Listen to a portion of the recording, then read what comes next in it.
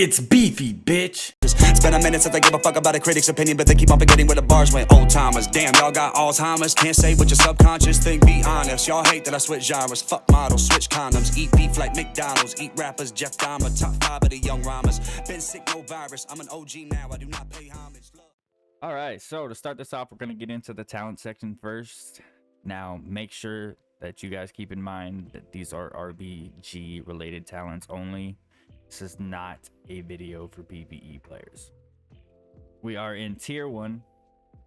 We have Brambles, Blood Frenzy, and Bristling Fur. Alright, so Brambles. Sharp Brambles protects you, absorbing and reflecting up to 110 damage from each attack. While Bark Skin is active, the Brambles also deals 72 nature damage to all nearby enemies every 1 second. That is huge, especially whenever you're being focused by more than 3 or 4 people, when you're sitting in the middle of a flag map and you're spinning the flag, or you have multiple people focusing you while you're carrying a flag in Warsong Gulch, or whatever the situation is, you're doing passive damage to anybody hitting you. Blood Frenzy is a good talent, generates a lot of rage. Bristling Fur, wouldn't even look at, not even worth considering. All right, so let's get into tier 2. We have Tiger's Dash, Renewal, and Wild Charge. Tiger's Dash shifts you into cat form and increases your movement speed by 200%, reducing gradually over 5 seconds. It's a super fast way to create space or to close a gap. It is a very strong talent, but personally, I don't prefer it.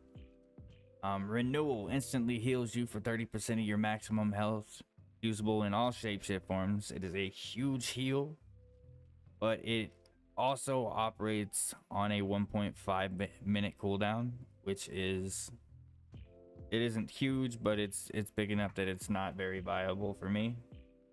Wild Charge is my favorite out of the 3. It adds a lot of utility. It gives you a charge when you're in bear form. It gives you a leap backwards when you're in moonkin form, a leap forward when you're in travel form, and you leap behind an enemy in feral form. There's a lot of different ways that you can play off that, and it is absolutely my favorite talent out of the tier. Alrighty, going into tier 3, we have Balance Affinity, Feral Affinity, and Resto Affinity. Balance Affinity increases the range of all your abilities by 3 yards. You also learn a few of the Moonkin's abilities like Star Surge, Starfall, Sunfire, and Typhoon. Typhoon's very good on like Eye of the Storm, maps that you have that opportunity to knock somebody off the ledge. It is a super strong move to have. The extra range on your abilities is very good as well. So your Moonfires are a lot farther. You also have Sunfire, but if using Sunfire will take you out of bear form. Feral Affinity increases your movement speed by 15%. You also learn a couple of feral moves like Rake, Rip, and Maim. Your energy regeneration is increased by 35%. This is my favorite out of the 3. I love having Rake and Maim, 2 extra stuns whenever I need them. Rake is only a stun whenever you're coming out of stealth, though. Keep that in mind. Maim is a stun if you have the combo points to use it. You also have Resto Affinity, which heals you for 3% of your maximum health every 5 seconds. If you are at full health, an injured party member or raid member will be healed instead. You'll also learn a couple of the Resto moves like Rejuve, Swiftmend, Wild Growth, and Ursol's Vortex. It's very, very useful. You can put out some serious heals. You also get Ursol's Vortex, which you basically put a vortex on the ground and anything caught in that vortex will get ripped back. So it's a very, very fun move to play with. But out of the 3, I prefer Feral Affinity. Going into tier 4, we have Mighty Bash, Mass Entanglement, and Heart of the Wild. Mighty Bash invokes the spirit of Ursoc to stun the target for 4 seconds, usable in all shapeshift forms. Mass Entanglement roots the target and all enemies within 15 yards in place for 30 seconds. Damage may interrupt the effect, usable in all shapeshift forms. And then we have Heart of the Wild. Abilities associated with your chosen affinity are sustainably empowered for 45 seconds. For me, it would be Pharaoh. It's my favorite affinity out of the 3. So I generate combo points faster, which is a no-brainer. You know what I'm saying? But it's very, very good. The only time that I wouldn't run Heart of the Wild is on maps that I would not be sitting nodes. So if I'm going to be running a flag per se, I would run Resto Affinity and then Mass Entanglement so that I have those off heals if I need them. And then I also have Mass Entanglement to keep people away from me, to create space, to create distance. Going into tier 5, we have Soul of the Forest, Galactic Guardian, and Incarnation Guardian of Ursoc. Soul of the Forest Mangle generates 5 more rage and deals 25% more damage. Not bad, not bad. Galactic Guardian, your damage has a 5% chance to trigger a free automatic Moonfire on that target. When this occurs, the next Moonfire you cast generates 8 rage and deals 300% increased direct damage. Not too terrible, it's actually very, very strong. And then Incarnation Guardian of Ursoc, an improved bear form that grants the benefit of Berserk. Causes Mangle to hit up to 3 targets and increases maximum health by 30%. It lasts 30 seconds. You may freely shapeshift in and out of this improved bear form for its duration. It's an insanely strong talent. It's my favorite out of the 3. What I prefer to play. I also run Sleeper. Sleeper couples with Incarnation, Guardian of Ursoc. It grants 25% increased damage, 15% leech, and immunity to effects that cause loss of control to your character. You cannot get out of CC using Sleeper, but you can prevent CCs from being cast on you. Tier 6, we have Earth Warden, Survival of the Fittest, and Guardian of a Loon. Earth Warden, when you deal direct damage with 1 thrash, you gain a charge of Earth Warden, reducing the damage of your next auto attack you take by 30%.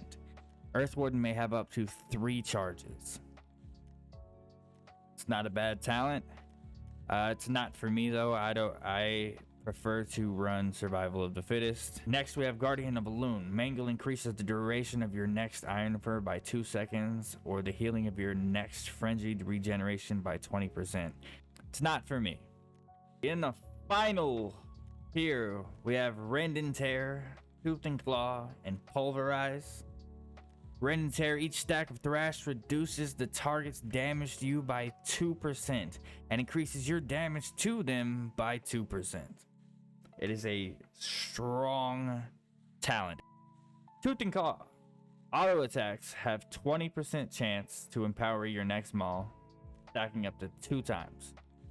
Empowered Maul deals 40% increased damage and reduces the target's damage to you by 15% for 6 seconds. It would not be the talent that I would pick. Pulverize, a devastating blow that consumes 2 stacks of your Thrash on the target to deal 2,706 physical damage and reduce the damage they deal to you by 35% for 10 seconds. It's not a bad talent, but again, it's single target oriented and it's just not for me. It's not something that I would use. Last but not least of the talent section, we have our PvP talents. I'm not going to read through each and every single one of these. I'm just going to tell you which ones I run and why. Before every RBG, you should be starting off in Den Mother so that the Necros in your RBG group can fleshcraft with a higher value, as it increases everyone's maximum health by 15%. You can switch out before the BG starts, but just make sure that you have it on so that they are able to fleshcraft like 30 seconds before, and then switch into the talent that you want to run. I prefer Emerald Slumber. It causes you to sleep for 8 seconds. While sleeping, all other cooldowns recover 400% faster, and allies within 40 yards are healed for 1,000. So this only has a 2-minute cooldown. So every 2 minutes, you can recover your cooldowns 400% faster for that 8 seconds. Now, if you get interrupted in between, it's not going to do much. So you want to make sure that you use it with precision. I use Master Shapeshifter. I'm a firm believer in it. The last one that I run is Toughness. The duration of the stun effects are reduced by 25%. So no matter what's going on, I am reducing stuns to myself passively by 25%. It's, for me, just bar none, one talent that I have to keep on me, especially as a Guardian Druid. We're gonna lightly touch on Conduits real fast. I am Night Fae. I prefer to use Naya. So you're getting increased stamina, you're getting mastery, which also increases your maximum health. I use Conflux of the Elements, makes your Convoke a little bit stronger. Run without tiring. Whenever you're getting away from somebody in soul shape, you're also regenerating 5% of your maximum health every 3 seconds. So that means that you generate 20% of your maximum health over the course of your soul shape. It's absolutely incredible. I use Born of the Wilds. I then go into Swift Patrol. So when somebody dies, I'm a little bit faster, as long as I'm not immediately thrown back into combat. Then we go into the Endurance Well-Honed Instincts.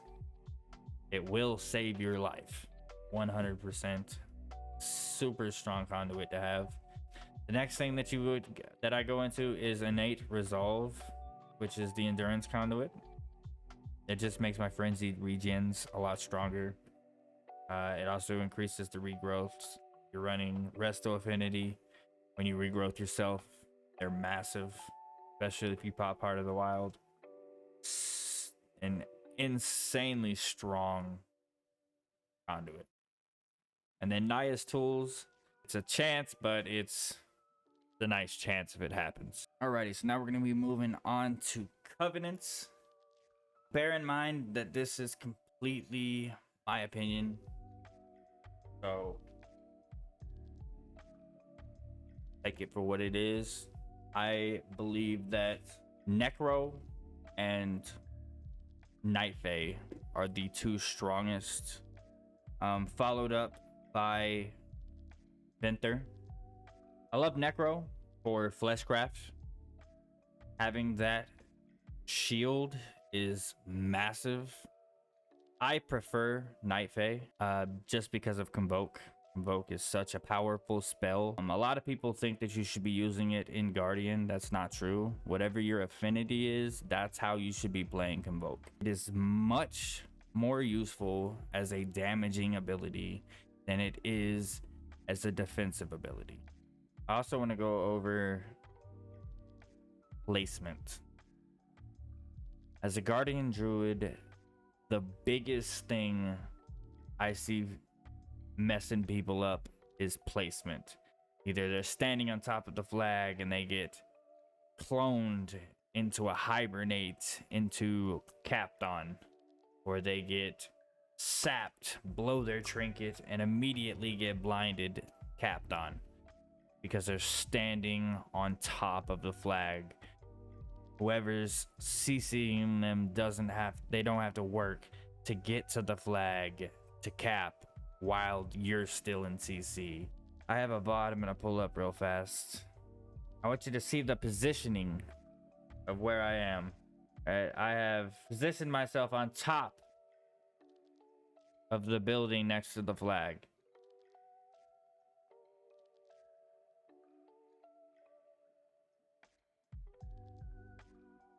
As you can see right there, I popped Moonfire and immediately hit Incarn.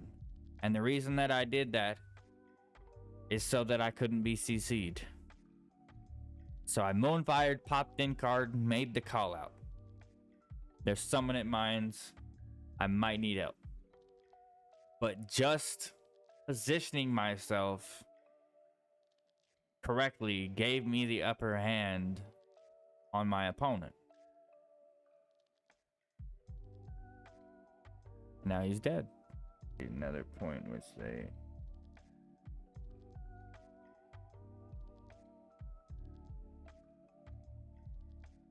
And we unfortunately didn't win this game. But we also didn't get capped on. Right, moving on to macros. As a Guardian Druid, you don't have a lot of very viable macros. One that I found to be very, very useful that I use on every occasion is Ursol's Vortex at cursor macro. So whenever you press Ursol's Vortex, instead of having to drag the circle out and then put the circle down, it just drops it on your marker. And as long as your marker is within range of your ability, it'll place it where your marker is. Super useful. But above all, Guardian Druid is a fun, versatile class to play, and I hope this guide helped you guys out. If you have any questions, let me know in the comments below. We'll be doing more videos, more guides on the subject coming soon. I appreciate you guys for tuning in. As always, keep it beefy, baby.